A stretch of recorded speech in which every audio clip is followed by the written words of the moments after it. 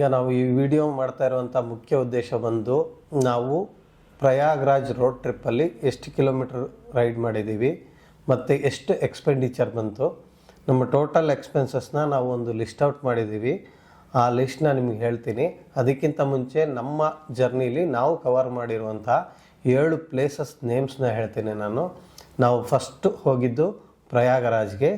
ಪ್ರಯಾಗರಾಜಿಂದ ನಾವು ಅಯೋಧ್ಯೆಗೆ ಹೋದ್ವಿ. ಅಲ್ಲಿಂದ ಅಲ್ಲಿಗೆ 130 ಕಿಲೋಮೀಟ್ರು. ಅಯೋಧ್ಯೆಯಲ್ಲೂ ತುಂಬ ಕ್ರೌಡ್ ಇತ್ತು. ಅಲ್ಲೂ ಕೂಡ ದರ್ಶನ ಬೇಗನೆ ಆಯಿತು, ಆದರೆ ಕ್ರೌಡ್ ಇದ್ದಿದ್ದರಿಂದ ಸ್ವಲ್ಪ ಕಷ್ಟ ಅನ್ನಿಸ್ತು. ಅದಾದಮೇಲೆ ನಾವು ಅಲ್ಲಿಂದ 300 ಕಿಲೋಮೀಟರ್ಸ್ ಇದ್ದಿದ್ದು ಕಾಶಿ, ಅಲ್ಲಿಗೆ ಹೋದ್ವಿ. ಕಾಶಿನೂ ಕೂಡ ನೋಡಿಕೊಂಡು ಕಾಶಿಲೆಲ್ಲ ಬೇಗನೆ ದರ್ಶನ ಆಯಿತು. ನಾವು ಅಸ್ಸಿ ಘಾಟು ಎಲ್ಲವನ್ನು ನೋಡಿ ಅಲ್ಲಿಂದ ನಾವು ಹೊರಟು ಮಿರ್ಜಾಪುರ ಬಂದು ಆಲ್ಟ್ ಆದ್ವಿ ನೈಟು. ಅಲ್ಲಿ ಒಂದು ಶಕ್ತಿ ದೇವತೆ ವಿಂಧ್ಯಾವಾಸಿನಿ ಅಂತ ಒಂದು ಟೆಂಪಲ್ ಇದೆ, ಪವರ್ಫುಲ್ ಶಕ್ತಿ ದೇವತೆ ದೇವಸ್ಥಾನ ಅದು.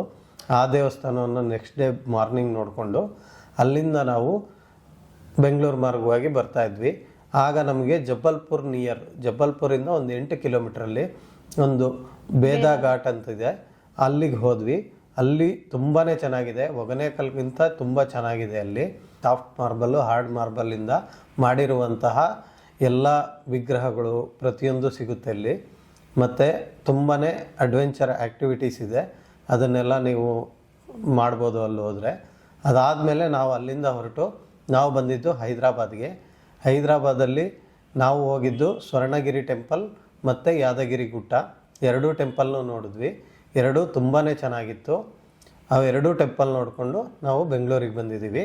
ಟೋಟಲ್ ನಮಗೆ ಇಷ್ಟು ಪ್ಲೇಸಸ್ನ ನೋಡೋಕ್ಕೆ ನಮಗೆ ಟೋಟಲ್ ಕಿಲೋಮೀಟರ್ಸ್ ಆಗಿರೋದು 4250 ಕಿಲೋಮೀಟರ್ಸ್ ಆಗಿದೆ. ನಾವು ತೊಗೊಂಡೋಗಿದ್ದಂಥ vehicle Hyundai Venue diesel vehicle.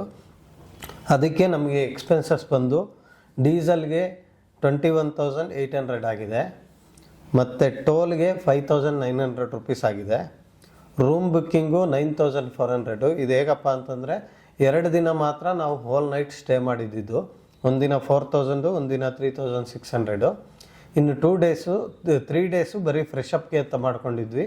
ಎಲ್ಲ ಟೋಟಲ್ ಇನ್ಕ್ಲೂಡಿಂಗ್ 9,400 ಆಗಿದೆ. ಒಂದಿನ ಫ್ರೆಂಡ್ ರೂಮಲ್ಲಿ ಉಳ್ಕೊಂಡಿದ್ವಿ. ಬೈಕ್ ಮತ್ತು ಆಟೋ ರೆಂಟಲ್ಗೆ ನಮ್ಗೆ ಜಾಸ್ತಿ ಆಯಿತು. ಯಾಕಂದರೆ ಎಲ್ಲೇ ಹೋದ್ರೂ ನೀವು 5-6 ಕಿಲೋಮೀಟ್ರ್ ನಡಿಬೇಕಾಗುತ್ತೆ. ಕಾಶಿಲಿ ಇರ್ಬೋದು, ಪ್ರಯಾಗ್ರಾಜಲ್ಲಿರ್ಬೋದು, ಹಾಗೆಯೇ ಅಯೋಧ್ಯೆಯಲ್ಲಿರ್ಬೋದು. ಅಲ್ಲೆಲ್ಲ ಆಟೋ ಇಲ್ಲಾಂದರೆ ಬೈಕ್ ರೆಂಟಲ್ ಮಾಡಿಕೊಂಡು ನೀವು ಹೋಗಬೇಕು. ಯಾಕಂದರೆ ಓನ್ ವೆಹಿಕಲ್ಸು 5 to 6 ಕಿಲೋಮೀಟ್ರ್ ಹೊರಗಡೆನೇ ನಿಲ್ಲಿಸ್ಬೇಕು. ಅದು 5,500 ರುಪೀಸ್ ಆಗಿದೆ. ಬೋಟ್ ಚಾರ್ಜಸ್ ಬಂದು 1,750 ಕಾಶಿಲಿ. ಮತ್ತು ಫುಡ್ ಬಂದು 8,800 ಆಗಿದೆ. ನಾವು ಏನು ಫುಡ್ಡು ರೆಡಿ ಮಾಡ್ಕೊಳ್ಳಿಕ್ಕೇನು ತೊಗೊಂಡೋಗಿರಲಿಲ್ಲ. ಎಲ್ಲಿ ಹೋಗ್ತೀವೋ ಅಲ್ಲಿ ಏನು ಸಿಗುತ್ತೆ ಅದನ್ನು ಊಟ ಮಾಡ್ಕೊಂಡು ಬಂದ್ವಿ. ಹಾಗಾಗಿ ಅದರದ್ದೊಂದು 8,000. ಸ್ನ್ಯಾಕ್ಸ್ ಮತ್ತು ಟೀದು ಒಂದು 3,000 ಆಗಿದೆ. ಹಾಗೆಯೇ ಪಾರ್ಕಿಂಗ್ ಚಾರ್ಜಸ್ಸು 850. ಅದರ್ ಎಕ್ಸ್ಪೆನ್ಸಸ್ ಬಂದು ಒಂದು 2,500. ಓವರಾಲ್ ಒಂದು 60,000 ಖರ್ಚು ಬಂತು. ಅದರಲ್ಲಿ ನಾವು 5 ಮೆಂಬರ್ಸ್ ಹೋಗಿದ್ದರಿಂದ 5 ಮೆಂಬರ್ಸ್ಗೆ ಡಿವೈಡ್ ಮಾಡಿದ್ರೆ 12,000 ಪರ್ ಪರ್ಸನ್ನು ಚಾರ್ಜಸ್ ಆಗಿದೆ. 7 ಡೇಸ್ ಟ್ರಿಪ್ ನಮ್ಮದು. 7 ಪ್ಲೇಸಸ್ ನೋಡಿದ್ವಿ. ಈ ಥರ ನಮ್ಮ ಎಕ್ಸ್ಪೆನ್ಸಸ್ ಆಗಿದೆ. ನೀವು ರೋಡ್ ಟ್ರಿಪ್ ಪ್ಲ್ಯಾನ್ ಮಾಡೋರಿದ್ದರೆ ನಮ್ಮ ವ್ಲಾಗಲ್ಲಿ ಎಲ್ಲ ಡೀಟೇಲ್ಸ್ನೂ ಕೊಟ್ಟಿದ್ದೀವಿ. ಯಾವ ಥರ ಹೋಗಬೇಕು, ಏನೆಲ್ಲ ಪ್ರಿಕಾಷನ್ಸ್ ತೊಗೋಬೇಕು ಅಂತ. ಇವಾಗ ಯಾರ್ಯಾರು ಪ್ರಯಾಗ್ರಾಜ್ಗೆ ಹೋಗಿಲ್ಲ ಅಂತ ಫೀಲ್ ಮಾಡ್ಕೊತಿದ್ದೀರಾ, ಅವ್ರಿಗೊಂದು ಅಪ್ಡೇಟ್ ಕೊಡೋದಂದರೆ, ಶಿವರಾತ್ರಿ ಹಬ್ಬಕ್ಕೆ ಅಂದರೆ ಫೆಬ್ರವರಿ 26 ಕುಂಭಮೇಳ ಮುಗಿಯಲ್ಲ. ಯಾಕಪ್ಪ ಅಂದರೆ ಇದು ಸೂರ್ಯ ಮೇಷರಾಶಿಗೆ ಬರೋವರೆಗೂ ಅದು ಕುಂಭಮೇಳ ಕಂಟಿನ್ಯೂ ಇರುತ್ತೆ. ಕುಂಭಸ್ನಾನ ಮಾಡ್ಬೋದು.